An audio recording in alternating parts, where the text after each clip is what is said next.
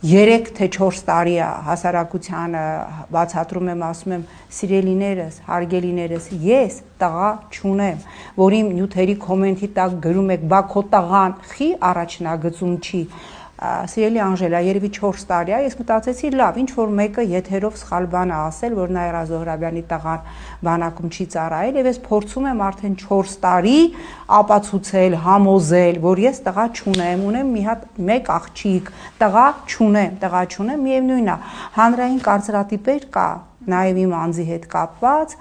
որոնք ցավոք հնարավոր չի կոտրել, եւ ես հասկացա, որ անիմաստ է դրա վրա էներգիա ծախսել, անիմաստ է դրա վրա ինչ որ ռեսուրս դնել, փորձել բացատրել, ինչպես ես մի քանի տարի փորձեցի բացատրել, որ սիրելի սփյուռքահայեր, ես ձեզ լափակեր չեմ ասել, դա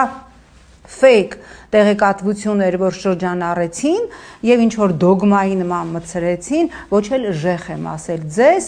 այդ սարքեցին քարոզչական մցրեցին եւ հետո հասկացա, որ անիմաստ է պայքարել ինչ որ կարծրացած տաբուների դեմ։